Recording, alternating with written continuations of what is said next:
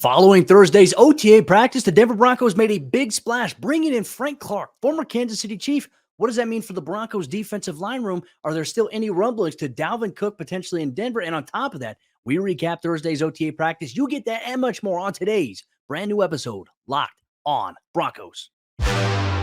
You are Locked on Broncos, your daily Denver Broncos podcast.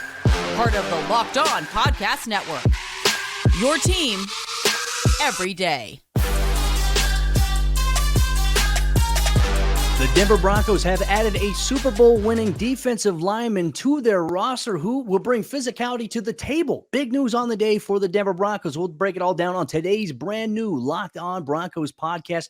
Thank you so much, Broncos Country, for tuning in, making us your first listen of the day every single day. Shout out to all the everydayers out there as well. Make sure you subscribe or you follow for free on YouTube or wherever you get your podcasts so you never miss out on a day's worth of Broncos news, content, coverage, and more. Today's episode is brought to you by Birddogs. Go to birddogs.com/LockedOnNFL, and when you enter promo code LockedOnNFL, they'll throw in a free custom Birddogs Yeti-style tumbler with every order. I'm your host, as always, Cody Roark, Broncos reporter for Mile High Sports, joined alongside, as always, by my co-host, Sayre Bedinger, site expert, predominantlyorange.com. Sayre, like Thursday's practice at the Centura Training Center in Dove Valley, it's organized team activities. We're excited. We get to access it once again. But then the real big news of the day came after practice had concluded. In the middle of Garrett Bowles' press conference with the media, we got the notification that the Denver Broncos were making a big splash, adding a Super Bowl winning defensive lineman to the roster. That's right. Frank Clark, come on down. I mean, man, Cody, this is kind of a surreal type of feeling we've gotten so used to over the last handful of years, this next man up mentality. And now the Broncos are being a bit more aggressive, aren't they? Going out and filling some of these needs that they may be perceiving there as OTAs progress. A couple weeks ago, team goes out and they signed Cam Fleming. They signed some help on the defensive line as well. And now you get another piece for that pass rush unit. And Frank Clark, quite honestly, quite frankly, Cody, is one of the biggest pickups, I think, of the offseason at this point, not just because he's one of the biggest names, but this is a guy who entering his age 30 season, he will turn 30 here in the month of June. He is going to be a factor off the edge. He's pretty consistently been that for the Kansas City Chiefs. One of those guys, as we've been talking about, the pressure being on Randy Gregory to go out there and be a closer at the end of games. Frank Clark has proven he can do that, but not just has he proven he can do that over the course of his career. Cody, this is a guy who ranks right behind Willie McGinnis all time in terms of playoff sacks. He has 13 and a half sacks in the postseason, just a couple shy of Willie McGinnis, who I believe is at 15 or 16 or something like that. So within striking distance there, hopefully he'll get a chance to maybe beat that record here in Denver. He's a guy that's going to bring pressure also from the defensive end position. And look, we'll dive a little bit deeper into maybe what the Broncos starting defensive line may look like, because right now it looks pretty nice on paper. But to be frank with you here, going back to the point that you mentioned about the postseason sacks, right? You know, in those 12 games that he's played in the postseason with Kansas City specifically, 10 and a half out of those 13 and a half sacks have come in the postseason. So when it matters most, you have a guy who has turned it on exponentially, right? And he's been an impact player, obviously, throughout his career with Kansas City in his 4 seasons. I believe 23 and a half total sacks for him there. And so for the Broncos, what type of player are they getting? They get a guy who's really good against the run. They get a guy who's really good at creating pressure on the defensive line, something that, hey, you and I were talking about this not too long ago when players who, you know, have maybe some pressure on them. We talked about Matt Henningsen maybe have to step in that role. Well, now it appears the Broncos have their starter opposite of Zach Allen at the defensive end position here with the arrival of Frank Clark. And obviously this news comes as first reported by the Score's Jordan Schultz, good friend of the program here. He mentioned he broke it as well. But on top of that, you look at where Frank Clark has been, and I want to make the analogy here. Sayre, what has Sean Payton and George Payton done for the Broncos specifically this offseason? You make the argument with Sean Payton, right? You bring winning to the table. Not sure where Payton is in terms of him himself bringing physicality, but Denver has gone and they've signed guys in free agency like Mike McGlinchey, Ben Powers, guys who are winners, have won games at the NFL level, have been on winning teams, and they're also physical, right? So this is becoming the DNA in which we're seeing with a Sean Payton-led team. It's going to be about physically imposing your will. Obviously, on the offensive line, running the football, having a very, very aggressive offensive line, and now your defensive line maintaining that same mentality by bringing in a guy like Frank Clark. Now, I will have to say, just several months ago, you and I were talking on the show. We're like, man, I can't believe Frank Clark got away with suplexing Russell Wilson in that game against the Chiefs there, where the Broncos almost beat Kansas City at Arrowhead. Maybe they'll put that behind them here going forward. But even like we even talked about Roger Goodell going saying, hey, I don't care how you hit the quarterback. We'll see if Roger still feels the same exact way now that Frank Clark is a Denver Bronco. I feel like I had to throw it out there. But this news also comes on the day that we also found out that the Broncos, one guy we've been looking for at OTAs who has not been there, Baron Browning, is going to miss some time. He just had arthroscopic knee surgery for his meniscus, is expected to be back ready for training camp. Doesn't necessarily impact why the Broncos made this move because Clark is going to play defensive end, but he also could play on the outside too if you need him to be. Yeah, and we did talk about Cody, just the Broncos maybe needing to raise the floor of that pass rush unit, right? With Randy Gregory obviously coming off a year in which he struggled with injuries. Baron Browning has certainly struggled with plenty of injuries as well. Jonathan Cooper also, struggled with injuries a little bit. Nick Benito's still a bit raw. So there's this balance between you need to have a certain floor in that, that department as a pass rush unit, but also buying into your young guys. Remember going back to the draft, we kind of talked about the Broncos really don't need another third round pick off the edge, right? They don't need, that's not necessarily what they need. Frank Clark is what they needed, right? They needed a veteran who's proven, who what you're getting in him. $5.5 million guaranteed, Cody, a deal that can be worth up to $7 million, which maybe the market kind of set there by Leonard Floyd, who signed out with the Buffalo Bills. So just things like that put things into motion for the Denver Broncos. And of course, we hope Baron Browning has a speedy recovery because you want as many bodies as you can get off the edge there. And I read a quote, Cody, from Frank Clark, who spoke to Josina Anderson. I don't know what media outlet Josina's with these days, but wherever she is, kudos to her for getting this quote, right? Frank Clark said that he wants to help the Denver Broncos get back to the mountaintop, right? He's familiar with the AFC West. Obviously, he's played for the Kansas City Chiefs. So we know that he knows this division. He knows that a lot of the tackles he'll be going up against already, especially the ones he faced in practice with the Chiefs. So I'm excited to see what he can do, what he can bring to this team, because it's a unique addition, isn't it? It's again, we're not used to the Broncos making these types of moves these days. Well, especially this late as well as you get ready. Mandatory minicamp is next week. They'll have 3 days, then they're off until training camp. So for Frank Clark, will he be there next week? Obviously, I think that there has to be the physical, there has to be everything. The paperwork has to be signed. I imagine we're going to see him next week. But yeah, now you add a veteran physical presence, a guy who has won games.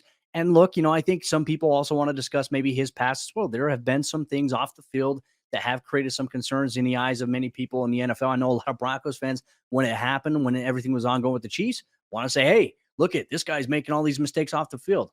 Well, apparently, he's in a good enough place right now that the Broncos did enough background due diligence to say, okay, hey, we feel like this is going to be a fine fit for our locker room. Yeah, there's going to be people that hold a player's past to the, against them regardless. But I do think it's something that we have to talk about. We have to point out there in terms of consideration. But with that said, you look at the impact as well, the potential starting defensive line. You have Zach Allen and you have Frank Clark now as your starting defensive ends, more than likely. That's probably going to be the case. Then you have, a defensive tackle, depending on if the Broncos, do 2 down linemen on the interior, you have DJ Jones and Mike Purcell. And if you only have Frank Clark, Zach Allen, and one of those guys, it's either DJ Jones or Mike Purcell. It's pretty dang good. In terms of your defensive line and maybe where you're at, it makes me feel a little bit better about where the Broncos are at in terms of their defensive line depth, an area you and I were concerned about going into this offseason. But Broncos country, we want to know your thoughts here on the addition of Frank Clark to the Broncos defensive line room. Will it make them better? Will it give them a chance to experience maybe winning, having a guy who's been there before, who has done it? What type of experience will that bring to the table? We want to hear from you on that and much more. On top of that, with the addition now of Frank Clark, there were some rumors surrounding the Broncos and Dalvin Cook. Does the arrival of Frank Clark put those to bed? We'll dive a little bit deeper into the Dalvin Cook rumors as he's preparing to be released from the Minnesota Vikings. You'll get that much more on today's episode, Locked on Broncos. This episode of the show is brought to you by Birddogs. Last year, Birddogs, they sent me joggers in khaki style format, easy to stretch. For me, I like to work out a lot. And I also like to be comfortable. So for me, I could wear it if I wanted to go to the gym. I could wear them essentially if I wanted to walk around the house, the office, and not have to deal with tightness. They're custom fit to you as well, based on whether or not you like linings or anything like that. They also sent me shorts for the summertime last year. But this year, they also sent me 2 brand new pairs of shorts I've worn them. I wear them when I work out. I wear them when I take the dog on a walk. I love Birddogs, and I know that you will as well. You can choose your inseam length. You can also add linings if you want to. They're perfect for any type of weather. They have various color schemes and fit options, which will fit better than their competitors by a mile. So go to birddogs.com/LockedOnNFL and enter promo code LockedOnNFL for a free Yeti-style tumbler with your order. That's birddogs.com/LockedOnNFL for a free Yeti-style tumbler. You won't want to take your bird dogs off. We promise you. Check it out today. birddogs.com/LockedOnNFL.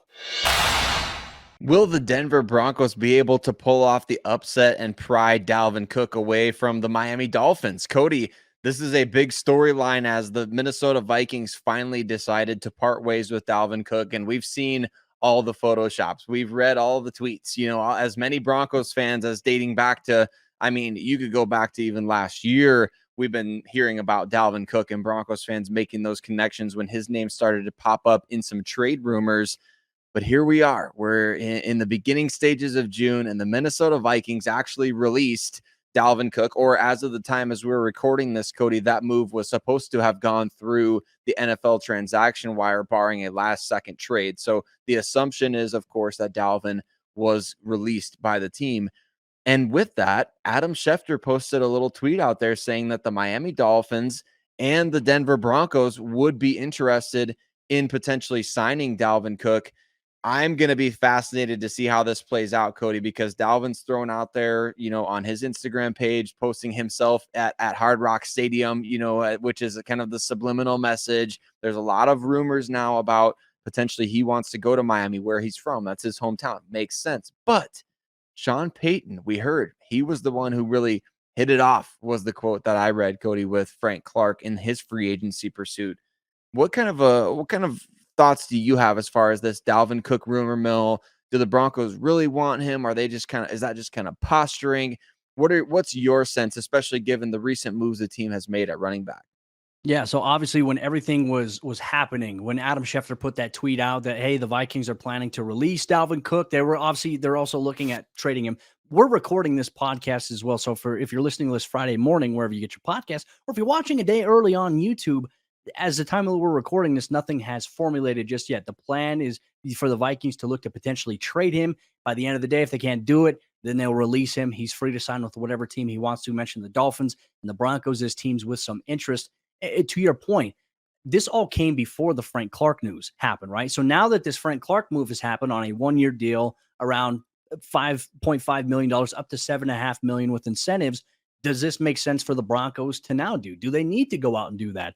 And Sean Payton as well. We talked to him after practice on Thursday at the Centura Training Center, and we asked him, whether or not the roster moves, the construction, obviously with the release of Demaria Crockett this past week, whether he feels comfortable with where Javonte's at, or if it's just, maybe they're looking at some other things. He didn't really give us a definitive answer as to, he mentioned he's very comfortable and he's very pleased with where Javonte's at. But he just mentioned something along the lines of, you need to be able to have roster flexibility. So with that said, that was before the Frank Clark stuff happened. Was that all part of it now? Because now Frank will have to take up a roster spot. It'll be interesting to see who gets released, maybe in a corresponding move. Could it be a defensive lineman?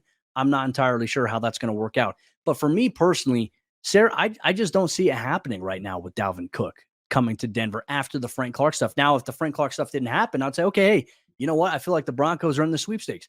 They very well could still be in the sweepstakes, but in terms of just my opinion, maybe how I think about it, I don't see Dalvin Cook coming to Denver. He has an opportunity to go to Miami. Now, look, I know there's questions about Tua Tagovailoa, but you look at the offensive weapons around that offensive structure. They put up points last year. Miami put up points regardless of who was at quarterback, and Dalvin Cook could instantly go in there and be their top running back by far. It's not even close. So for me, it's like, go play for a team where you feel like you're going to get more of an opportunity and where you're closer to home, or go to a team in Denver that is looking to build things the right way. I think there's appeals to both, but I'm leaning that he's going to probably end up in Miami. I think that's kind of the way that it feels right now. And again, I guess we'll see how badly the Denver Broncos do want him, whether Sean Payton gets on the horn and is like, hey, Dalvin, here's the vision, and does his spiel, right? Because it sounds like Sean Payton could sell paper to a tree at this point, Cody. I mean, the guy just seems like a very convincing recruiter. And I love that. And I love the competition aspect of potentially being in the bidding for a free agent like this. But again, there's sides to everything, right? I mean, the Broncos and Dolphins, they both have running backs on their roster. They both invested at the position, yada yada. I mean, it's very true. And I think that the biggest maybe if here in this whole situation is, remember when Dalvin was coming out of Florida State in the NFL draft, he fell to day 2 of the draft due to some concerns over, people that he associated with in his hometown. And I don't know the full story behind that. I just remember that being the case. So not to say that people can't change and things like that. We don't know. So I'll be fascinated to see what transpires with this. It does feel like right now, as of the time we're recording this, the rumor mill is definitely leaning heavily towards him being a Miami Dolphin. But a lot of reporters like Jeremy Fowler, I see out there of ESPN, he's out there saying like there's going to be other teams interested. So it's not even just the Broncos and Dolphins at this point. I'm sure other teams are going to jump into that mix. Maybe he wants to go to Buffalo and play with his brother, right? So I don't know what's ultimately going to happen, but I do think that this would be another move just to indicate, like for the Broncos, like the Frank Clark move. That's a move to upgrade an area of your team that you maybe feel like is decent, but you want to raise the floor of that room. Do they want to do that at running back? And is Dalvin Cook willing to come in and play as part of a trio there in that Broncos backfield? All of this is going to be very fun to watch. We don't get much free agency excitement like this in June, Cody. I'm loving it. No, I mean, it's very rare that there's a lot of movement like this there. And look, hey, let's just hope that Dalvin Cook doesn't end up going to an AFC West divisional team, like Kansas City. Kansas City be like, all right, you took Frank Clark. We're going to come in and we're going to try to sweep up Dalvin Cook and make things very difficult for you guys this upcoming season. That's always a possibility. Kansas City has a lot of allure there because, hey, like they've been to the big game. They're always winning games. They've been the top of the AFC West. Somebody needs to dethrone them, but they've somehow find a way to add a key player at a position every single year that makes them even better, even more dangerous than we had previously thought they would be. So fingers crossed Dalvin Cook does not end up in the AFC West, but if he does end up with the Miami Dolphins, the Broncos will have to face him this upcoming season anyways in week 3 when Denver travels to Miami to take on former head coach Vic Fangio and also some former players, Eric Saubert, Bradley Chubb, and a whole list of other people and the ties that bind there in Miami. Broncos country, we want to hear from you, though, and your thoughts on Dalvin Cook as of the time that we're recording this. And if he's not yet signed with another team, do you feel like Denver needs to go out? Do you feel like they need to make a play for Dalvin Cook? Or do you feel like it would just be a luxury addition at this point? Eager for your thoughts. If you're watching on YouTube, comment it down below. If you're listening wherever you get your podcast, tweet us on Twitter at Cody Roark NFL, at Sayre Bedinger, at Locked On Broncos. But with that said, Broncos country OTAs finally wrapped up on Thursday in Dove Valley. Who are some players that stood out? What were some of the storylines and themes of the day? I'm going to recap all that with Sayre on today's episode, Locked On Broncos. Real quick, if you're a Nuggets fan, go check out the Locked On Nuggets podcast hosted by Adam Ades and Matt Moore. The Denver Nuggets are up 2-1 over the Miami Heat in the NBA Finals, and there's a game on Friday, Game 4. Can the Denver Nuggets win it again on the road and go up 3-1 in the series with a chance to close out at home at Ball Arena on the weekend? Check out the Locked On Nuggets podcast for more, for all your Denver Nuggets news, content, coverage, and everything you need. Part of the Locked On Podcast Network, your team every day. The final day of organized team activities wrapped up for the Denver Broncos on Thursday at the Centura Training Center. There were a multitude of storylines, some that we've talked about post-practice, but overall, we're going to recap the day's thoughts here. Just want to say thank you so much to everybody in Broncos country. Thanks for taking time out of your day to watch us or to listen to us, making us part of your day every single day, making us your first listen. Shout out to all the everydayers out there. We appreciate you so much. You make the show exactly what it is. Sayre, let's talk about players who stood out during Thursday's OTA practice in Dove Valley. It was a hot day. I wore this jacket to protect myself because every time I go to practice, I get sunburned because we're out there for about 2.5 hours. So for me, I wore the jacket. But overall, in a hot day in Dove Valley, the tempo was upbeat. It was a 4th down day emphasis. And one thing you heard from Sean Payton in his post-practice press conference was emphasizing, first thing he came up and he said, you saw us during our team period there. We were working on situations. And so Sean Payton, very attention to detail. I can't go into the extensive details to like what they were actually working on, but really emphasizing situations that they will more than likely run into in a game, right? And it's even the situations that maybe you run into maybe once or twice every other year, something that maybe you don't think about. Going through and talking about, hey, this is why it's important. He mentioned something as well. He doesn't want these guys to have to come in cold. And what he means by that is, like, if you're in a situation, and let's go back to the Isaiah McKenzie situation when he was part of the Broncos several years ago against the Buffalo Bills. Remember, he did that comeback, he caught the ball, and then he didn't get out of bounds, and then the clock ran out and they had to go into halftime there. Situational awareness, situational football, it matters. It wins you games, it loses you games. Sean Payton emphasized that they did 43. Courtland Sutton told us they have like 73 or 75 different situations that they've talked about there that they work through here in practice. Attention to detail is a theme here with Sean Payton as he's taken over as the head coach of the Broncos. Cody, are you telling me that one of these 75 scenarios was Kendall Hinton potentially taking a snap out there at the QB position? What, just for old time's sake? No, I'm just Maybe. joking. I'm just joking. I mean, I think that would be hilarious, but I know that the Broncos it sounds, Cody, to me exciting because you know what? Like, they've lacked a bit of professionalism in recent years, haven't they? As a team. Like they've been among the league leaders in penalties last year. They've looked sloppy on the offensive side of the ball, especially. They've looked very sloppy dating back to Tom McMahon days on special teams. Just to know that they're going through these things, that they're going to be more, I mean, gosh, I think the only word that I can really think of to describe it is professional. As you know, like I told you, Cody, last year, watching a lot of games on the Red Zone channel. I remember very vividly a play in which Skylar Thompson, a backup third string quarterback for the Miami Dolphins, orchestrated a touchdown drive. And I complained to you before we recorded. I was like, how is it that Skylar Thompson can make the offense in Miami look okay, and we struggle to move the chains one time? I mean, it just baffles my mind. So to know the Broncos are working on just being better pro football players and a better professional football team, as you know, sarcastic as that sound, I mean it very genuinely. Like, it's good to know. And I think what also is good to know, Cody, is that you saw some good things potentially from as we talk about pass rushers, we talk about Frank Clark, another guy he's changing numbers, so you got to be on the lookout for him out there, but could be in line for also a more expansive role in 2023. Now we're going to talk about Agent Zero, Jonathan Cooper. And I tell you what, just watching him in OTAs, if I had to talk about maybe one player who has consistently stood out, it has been Jonathan Cooper. I mean, once again, Sayre, going back to what we talked about when he was, a rookie at training camp, the thing that he did, his high motor, he still has that high motor. It's very much on display here,